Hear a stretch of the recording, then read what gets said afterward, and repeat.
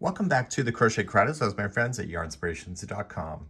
Now, today we have a double-ended crochet hook here, and this is part of the Tunisian family of hooks. It could be also called an Afghan hook. These types of hooks can allow you to go in rows back and forth with changing different colors in order to make it more fun, and they can also be used for going in a circle for being able to do a complete round with Tunisian.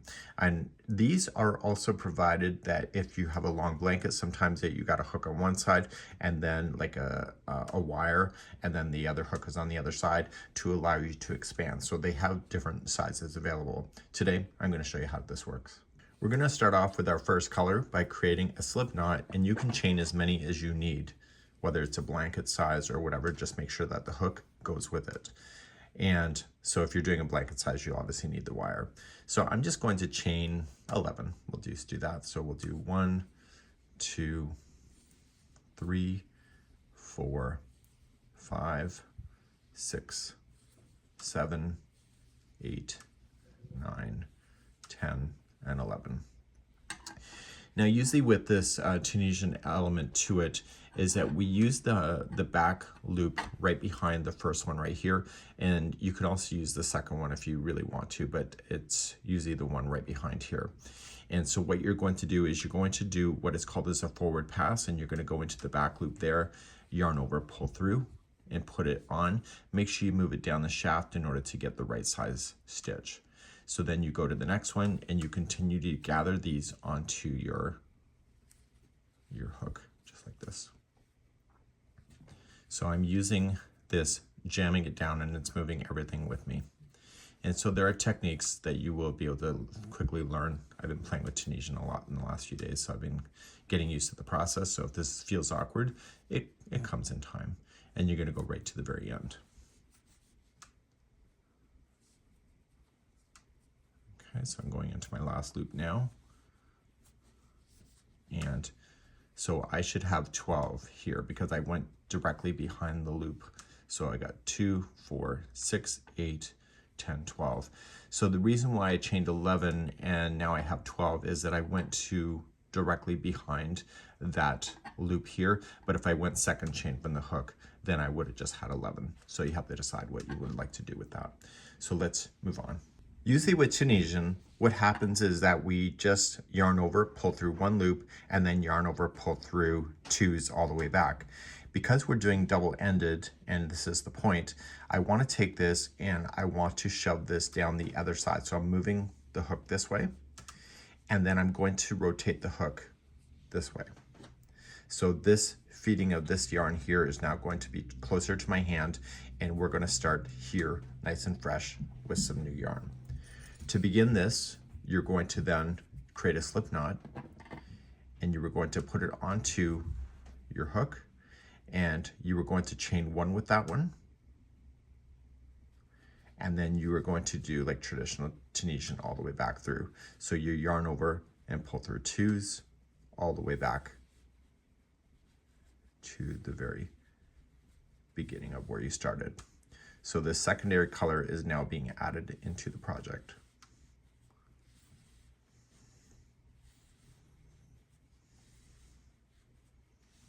And you go until there's just one loop left, like so.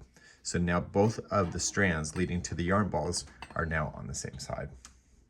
Now that I'm all the way back here, I want to continue to use this color and go back as regular Tunisian. So what I'm going to do a simple stitch in this case, and I'm going to use the vertical bar. We always ignore the first one, and we simply just stick the hook behind the first vertical, like so, and then we yarn over, pull through, and gather. And we're going to do that all the way across. Now, because the vertical strands are a different color, they're very easy to see where they are. And so you're going to go all the way across back with this new color. With this kind of work, you don't want to trim your yarn in between. You just want to leave it attached, and we're going to grow it up on the outside. So you're going to want to do a nice single crochet border around things in order to hide in those yarns that are carrying.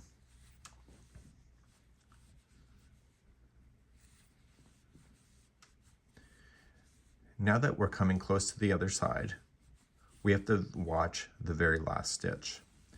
And in the very last stitch, we have to go into the turning chain right here. So we're just going to go and we're just going to grab it. And there's always going to be 2 strands on top. Because the first knot is there, it's kind of harder to see at this moment, but it's there.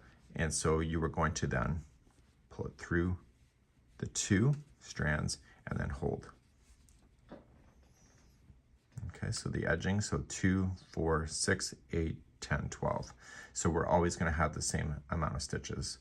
So now we've gone there and back with this color, and now it's time to turn this around. So we're going to push this side,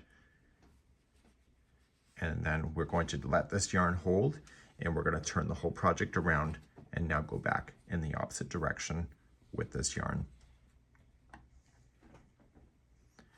To start with this yarn, you're going to yarn over and just pull through 1.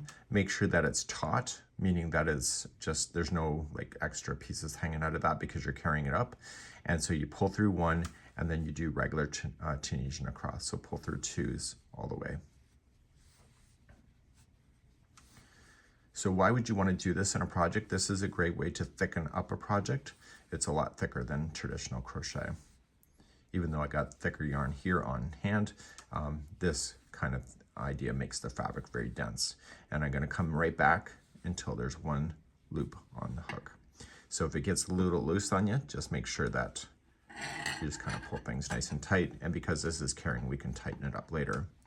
So we're now going to go back in the opposite direction with the same color. So we always start in the second one. So this is the first vertical. We always start there, and we're going to do a Tunisian simple stitch going back.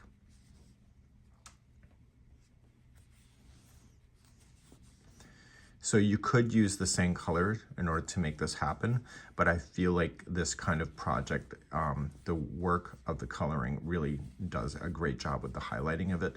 So why you would want to do that is beyond me, but that's up to you to make that creative call for yourself. Sometimes with solid colors too, is that the light can play a strong factor on your stitch work. So on the outside one here, you're going to just turn it, okay? And you're going to get it. So when we chained 1, there's always going to be 2 strands that will be on the edge here, and you're just going to grab it. So make sure that you never grab it by just 1 strand because it'll look like sin. So if sin had a look, that's what it would look like. So carefully pull it onto your hook, yarn over, and pull through. So now we've gone there and back with this color. So we're going to push the hook, turn around, put that aside, and then we're going to grab the other color again. So when you pull up on it, you just want to make it taut. Yarn over, pull through 1, and then yarn over, pull through 2s all the way back. So you're alternating between the 2 colors to make this work. You can leave me a comment on how you're thinking about this project, maybe ideas that you would want to do something like this with. So it's a really neat concept to being able to do with color play on something that you would make for your home. So let me know how you do in the comments, and to bind off, let me show you how to do that just in case that you are wanting to do that.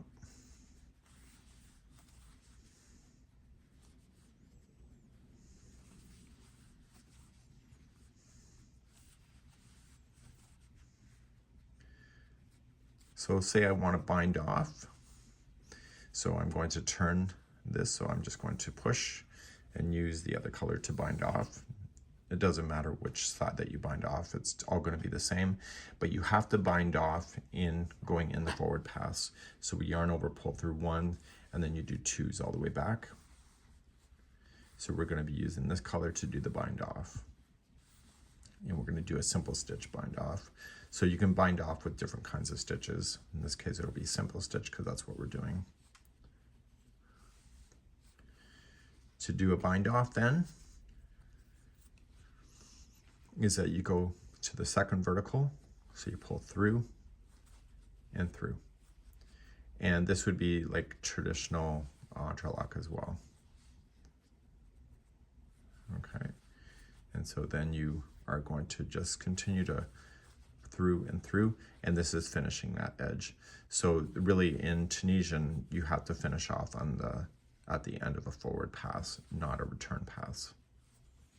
So when the hook is moving into the project like it is now, that's a forward pass. And when you're removing off the loops, that is a return pass.